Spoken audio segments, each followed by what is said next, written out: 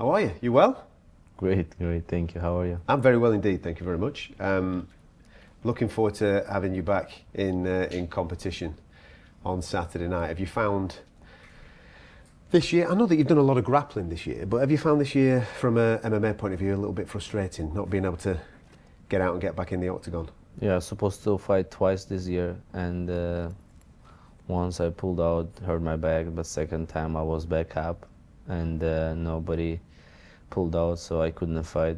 But right now I feel like I'm all year in this, pressure, like I say. I would ask you how the injury is, but it's quite obvious that it's okay because you've been competing at a very high level in several grappling competitions and winning those. Yeah, my back way better, and I have no problem right now with my back, and my body is healthy, and my mind is clean and ready to rock and roll.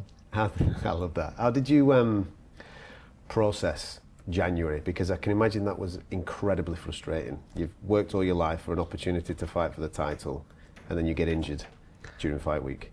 Yeah, I wanted to rematch. I wanted to fight Islam, and then Islam became a champion, and I said, okay, I'll get there, and I want to fight for the title, especially with Islam. It's a rematch and title fight, and I worked so hard, and that's why probably I hurt my back. I wanted to do always extra something, and when you have title fight, you think like you do not enough. You always like push yourself to extra mile, and that's why.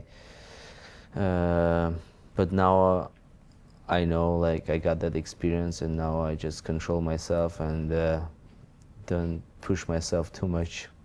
The division as well, since January, has changed. The landscape's changed. Obviously, there's a new champion. You've mentioned Islam's name. He's gone up and he's won a championship belt in a different weight division.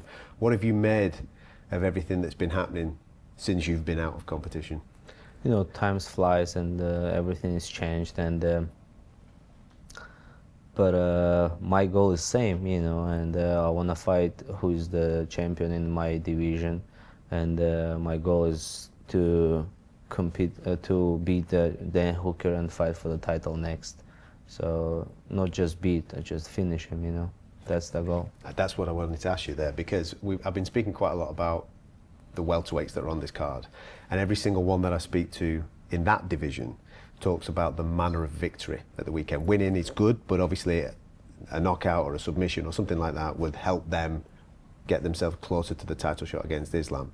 Do you view that similar to your fight with Dan at the weekend in the lightweight division? If it's a victory is great, but if it's a spectacular victory, then there is absolutely no doubt that you're next. Yeah, of course, I gotta go there and perform, get the victory by KO, TKO, and to show everybody, this guy is not my level, and I need my title fight. Yeah, of course, if I'm gonna show a boring fight and just control 25 minutes, maybe I'm not gonna get my title fight. That's why I'm gonna looking for knockout or for the submission or something, just to make him tap, But the beautiful thing is, from a fan point of view, is that you're all front foot, energy, constantly looking for opportunities to do exactly what you're saying.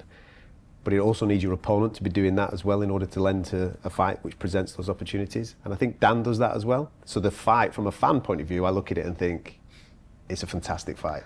Yeah, Dan fights very good, and his fights is always his fan to watch, because he goes forward and like sometimes he like drop his hand and like go forward and like make dirty fights, But I gotta be a little bit smarter than him and make the good game plan and to find my finish. It could be not in the first round, but still, number 3, number 4, I got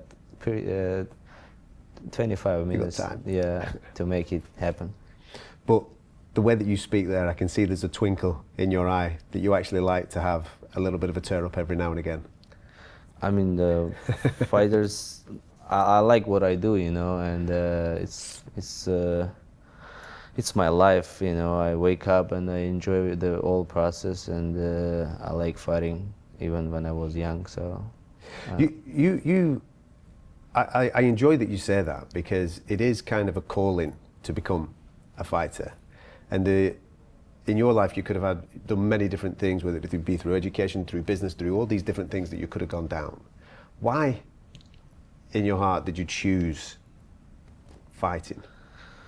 because I started fight, I didn't like how I didn't like working like somewhere you have a schedule 8, you gotta go to the job and until 6, and someone like tell do this, do that, and but in the sport you control yourself, your schedule. You wanna train, you train.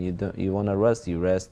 You wanna go 11, like people train 9 a.m. I always train 11 because I like to sleep, you know. I like to sleep until 9 a.m. So I schedule. It's that's why I like MMA. Even like, okay, I tried to train in Russia, I go to US. I tried from US, I go to Thailand. I go somewhere, you know. It's fun job, you know. And especially if you do good, you make money from that and you enjoy it. It's like, it's a...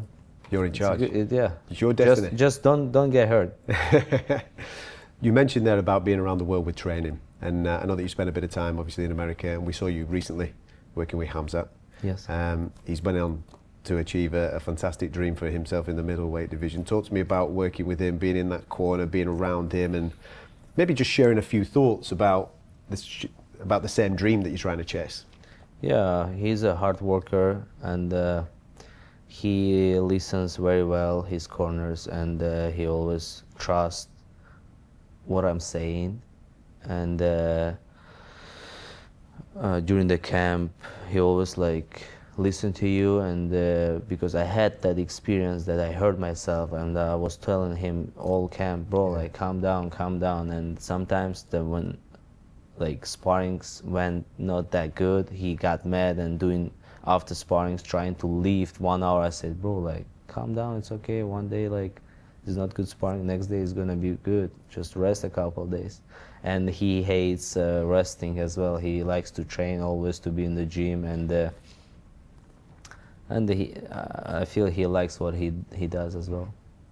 As well. That's, Yeah. I was going to ask you, do you see a lot of yourself in his attitude? Because you seem to be like that, like a guy that loves being in the gym, working hard, grinding against the very best guys in the world. Yeah, pretty same mindset. And the best thing, he doesn't think about his opponent, who he's fighting with. He doesn't think, oh, he kicks like this, I gotta do this. He wrestles like this, I gotta do this. He just thinks what he's gonna do. That mindset is, I think, very important, because you have your game plan, and he doesn't care what he's gonna do. He just think, I'm gonna do this, and that's all. You come across like that though, with the way that you fight. I mean, I might be completely wrong. It might be completely different that you game plan for certain fighters, but the way that you fight, it always feels like that you just concentrate on being the best version of yourself. Is that fair? Yes. I mean, say one more time. So regarding preparation for a fight, for example, Dan this weekend. Dan Yeah. has a particular set of skills that other fighters might prepare for. You just seem to prepare you to be the best version of you in order to deal with it on the night. Is that? I mean, like if compare me and Khamzat, I think about my opponent more than him. Okay.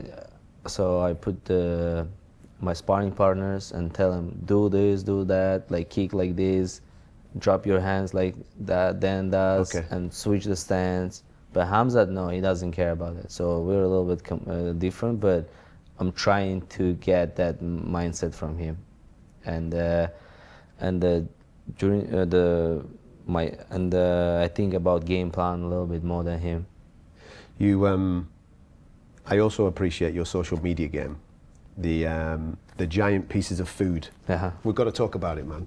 Firstly, who is making these giant croissants? Who is making these giant cakes? Who is making these giant things that you are having fun with, let's say? Yeah, like I go to the restaurant and say like give me like a big portion of But food, you know. It's not just big. I mean, we're talking giant cakes, aren't we? No, Like, for my birthday,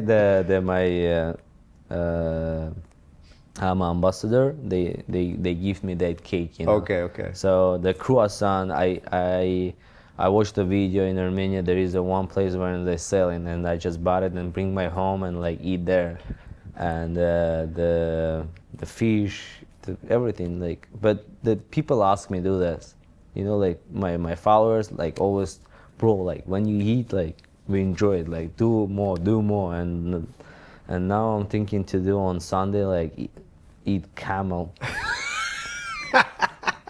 Victory camel. A victory camel. You see, this shows off your personality because you're a fighter.